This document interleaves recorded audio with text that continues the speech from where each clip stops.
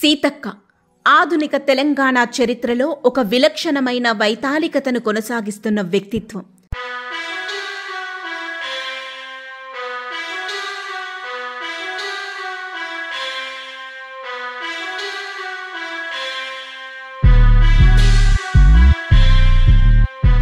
గత ఏడాది మంత్రుల ప్రమాణ స్వీకార సభ సందర్భంగా సీతక్క ప్రమాణాన్ని వీక్షించిన వారికి ప్రజల నుంచి వచ్చిన కేరింతలు, తమ మధ్య నుంచి ఒక సగటు సాధారణ ఆడబిడ్డ మంత్రిగా ఎదిగిన వైనం పట్ల తెలంగాణ సమాజం స్పందించిన తీరు చరిత్ర సగర్వంగా నమోదు చేసుకుంది.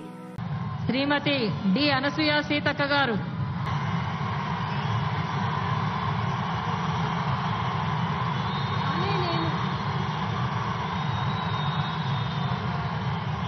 ధనసరి అనసూయ సీతక్క అనే నేను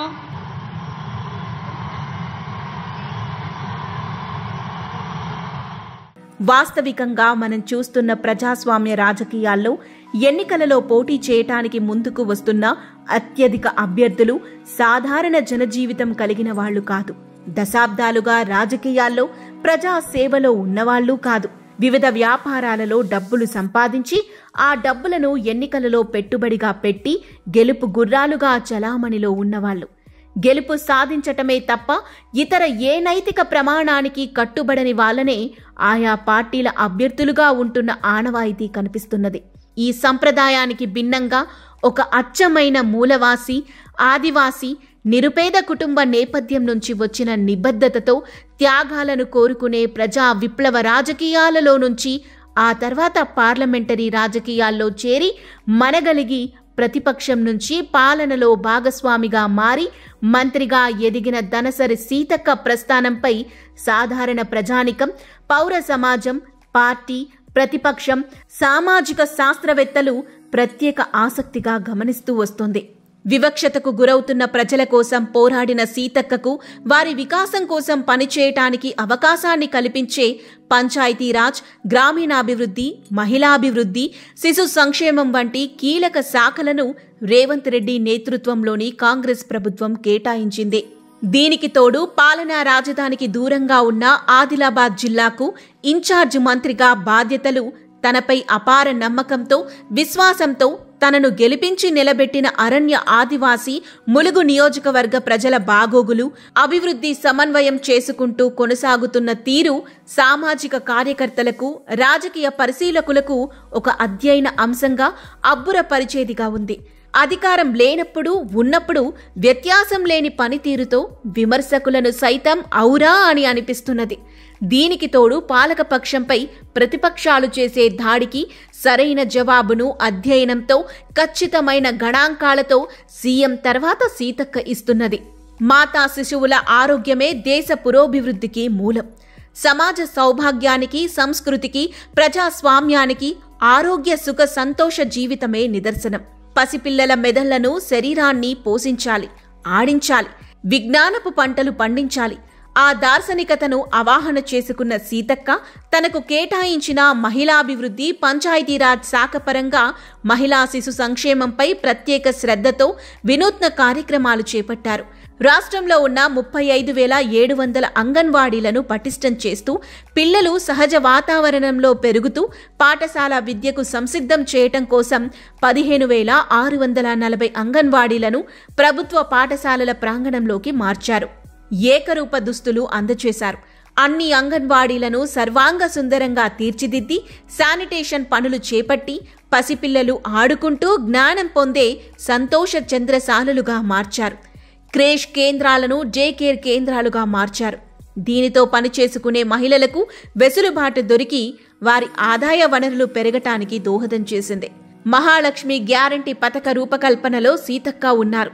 ఈ పథకాన్ని ప్రభుత్వ ప్రథమ ప్రాధాన్యతగా భావించి సీఎం రేవంత్ రెడ్డి 9 డిసెంబర్ 2023 రోజున ప్రారంభించారు. ఉచిత బస్సు ప్రయాణంతో శ్రామిక శక్తిలో మహిళా భాగస్వామ్యం పెరిగి వ్యవసాయ, చిన్న తరహా చేతి వృత్తుల పారిశ్రామిక ఉత్పాదకత పెరిగింది. టెంపుల్ టూరిజం గణనీయంగా పెరిగి పరోక్షంగా ఇతర పనివారి ఉపాధి పెరిగింది. 500 రూపాయలకు గ్యాస్ సిలిండర్, 200 యూనిట్ల ఉచిత విద్యుత్తో కుటుంబ నిర్వహణలో ఆర్థిక వెసులుబాటు కలిగింది. దానిని చిత్తశుద్ధితో అమలు చేస్తున్నారు. 1 సంవత్సర చిన్న ప్రామాణిక కాలంలో అత్యధిక సానుకూల ఫలితాలను తీసుకువచ్చారు. మహిళా స్వయం సహాయక గ్రూపులను గొప్ప ముందంజ వేయించే పనులను చేపట్టారు. వారితో మహిళా శక్తి క్యాంటీన్లను ఏర్పాటు చేయించారు. కమ్మనైన స్వచ్ఛమైన వంటకాలు ప్రజల ఆదరణ పొందాయి. శిల్పారామంలో మహిళా గ్రూపుల ఉత్పత్తుల స్టాల్స్ ని ఏర్పాటు చేశారు. 63 లక్షల మంది సభ్యులు ఉన్న గ్రూపులను కోటికి చేర్చి వారిని కోటీశ్వరులుగా మార్చటానికి లక్ష్యం పెట్టుకున్నారు. సోలార్ ప్లాంట్, అద్దె బస్సులు, చేపల విక్రయ వాహనాలు ఇంకా 17 రకాల ఉత్పాదక రంగాలలో భాగస్వామ్యం చేస్తున్నారు.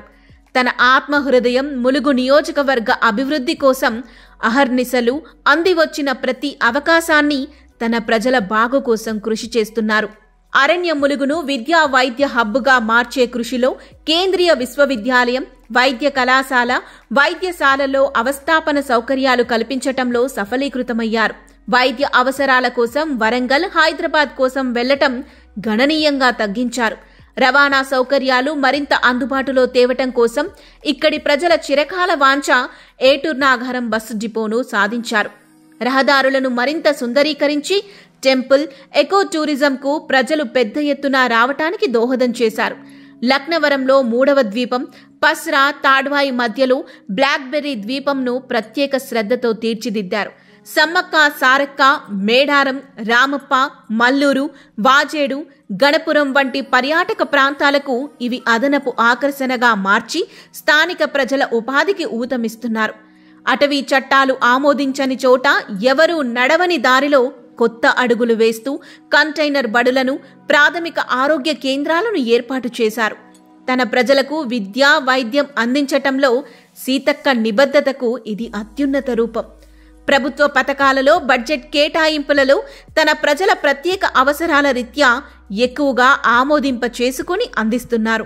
అంగన్వాడీ, పంచాయతీ భవనాలను, కలెక్టర్ భవన సముదాయాలను వేగంగా పూర్తి చేయిస్తున్నారు. ఆదివాసీ, మహిళా, విప్లవోద్యమ అస్తిత్వాలను తనను నడిపించే చోదక శక్తులుగా ఉన్న సీతక్క వారి ఇతోధిక వికాసం కోసం ప్రభుత్వం పరంగా కార్పొరేట్ సామాజిక బాధ్యత గల సంస్థలను కూడా పాల్గొనేలా చేశారు. నిర్మాణ్ సంస్థ సారథ్యంలో పలుమార్లు సాఫ్ట్వేర్ సంస్థలు, నాస్కామ్ నిర్వహించిన ఇంపాక్ట్ కాంక్లేవ్లో పాల్గొని అభివృద్ధి అంతరాలు తగ్గించటంలో కార్పొరేట్లు కృషి చేయాలని కోరారు.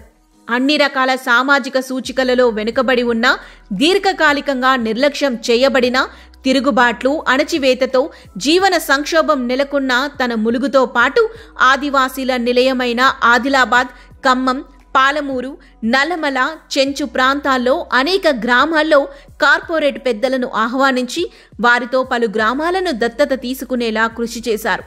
వీటిలో మైక్రోసాఫ్ట్, కాగ్నిజెంట్ వంటి దిగ్గజ సంస్థలు ఉన్నాయి. ఇవి శిక్షణ, ఉపాధి కల్పనతో పాటు పలు గిరిజన గురుకులాలలో ఆధునిక డిజిటల్ లెర్నింగ్ సౌకర్యాలను ఏర్పాటు చేశాయి. 1 కార్పొరేట్ 1 విలేజ్ అడాప్షన్ నినాదాన్ని ఆయా సంస్థలు అంగీకరించేలా తన సమూహాల పట్ల అసమాన ఆర్తి, తపనతో కృషి చేశారు. తన ములుగు ప్రాంతంలో 10 గ్రామాలను కార్పొరేట్ సంస్థలు దత్తత తీసుకున్నాయి. సీతక్క తన పాఠశాల విద్య ప్రభుత్వ సంక్షేమ వసతి గృహంలో ఉంటూ పూర్తి చేసుకుంది. హాస్టల్స్, గురుకులాల్లో గత 15 ఏళ్లుగా డైట్, కాస్మెటిక్ ఛార్జెస్లో ఎలాంటి పెంపు లేదు. ఉన్నత మధ్యతరగతి వర్గాల పిల్లల అనుభవంలో ఉన్న మెరుగైన సౌకర్యాలు పేద వర్గాల విద్యార్థులకు అందుబాటులో ఉండాలని చక్కని పోషకాహారం, వ్యక్తిగత పరిశుభ్రత కోసం డైట్ ఛార్జీలు 40%, కాస్మెటిక్ ఛార్జీలను 200% పెంచి చరిత్ర సృష్టించారు. ఏమాత్రం సమయం లభించినా ఆమె గురుకులాల్లో రాత్రి బస చేస్తూ వారితో మమేకమవుతూ విద్యా లక్ష్యాలను వివరిస్తూ ఆడుతూ పాడుతూ ఉత్సాహాన్ని నింపి వస్తారు. ఒక అపురూపమైన దృశ్యాన్ని ఆవిష్కరిస్తూ ఉన్నారు. ఒక అంచనాలో ప్రజా పాలనలో రాష్ట్రంలో అందరికంటే ఎక్కువ ప్రయాణాలు చేసిన మంత్రిగా స్థానం పొందారు. శక్తి మేరకు పనిచేయటం, అవసరం మేరకు ఉపయోగించటం, మిత వ్యయం, దుబారా ఖర్చు తగ్గింపునకు ఒక ప్రతీకగా సీతక్క నిలుస్తున్నారు. సమకాలీన రాజకీయాలలో అరుదైన పనితీరును కొనసాగిస్తున్న సీతక్కపై అసూయతో, ఓర్వలేని తనంతో నిందాపూర్వక మార్ఫింగ్ ప్రచారం ప్రతిఘాతక శక్తులు చేస్తున్నాయి. దాశరథి అన్నట్లు కత్తిరించిన ఒత్తులు వెలుగుతాయి అనే వెలుగులో వెరవక తనను నమ్మిన సమూహాల కోసం నిబద్ధత కనబరుస్తున్నారు. రాజ్యాంగాన్ని కుట్రపూరితంగా బలహీనం చేస్తూ, అంబేద్కర్ను అవమానిస్తూ దేశానికి ప్రమాదకరంగా మారుతున్న మనువాద శక్తులను భావజాల యుద్ధంలో ఎదుర్కొంటున్నారు. ప్రతిపక్షాలను నిర్మాణాత్మకంగా విమర్శిస్తూ రాజ్యాంగబద్ధంగా ప్రతిఘటిస్తూ వస్తున్నారు. విశ్రాంతి తనకు నచ్చని అంశం. తెలంగాణ జీవితంలో ఒక సంవత్సరం మహాసముద్రంలో ఒక నీటి బిందువు. ఈ కాలాన్ని ఒడిసిపట్టి ప్రతి క్షణాన్ని వివక్షతకు, అభివృద్ధికి నోచుకొని ప్రజల కోసం సీతక్క పాటుపడిన తీరు అసామాన్యం. సీతక్క పుట్టింది ప్రజల కోసం, పెరిగింది ప్రజల మధ్య. వారి ప్రేమ, విశ్వాసాలకు మాత్రమే విధేయత. అనేక అగాధాలు ఆమెను గొంతెత్తి పిలుస్తాయి, సుదూరాలు ఆమెను చెయ్యెత్తి ఆహ్వానిస్తాయి. తనతో ధీరోదాత్తతకు సవాల్ విసురుతాయి. తనను అయోమయానికి గురిచేసినా, అసాధ్యమని వెక్కిరించినా కూడా తను చేరవలసిన గమ్యం కోసం నిరంతరం పదికురాలిగా అడుగులు వేస్తున్నారు. సీతక్క పార్లమెంటరీ రాజకీయాలలో పోలికలేని మేధోశ్రమి. సీతక్కను అభినందించటం అంటే ఆమె ఆదర్శానికి మన సహకారం అందించటమే.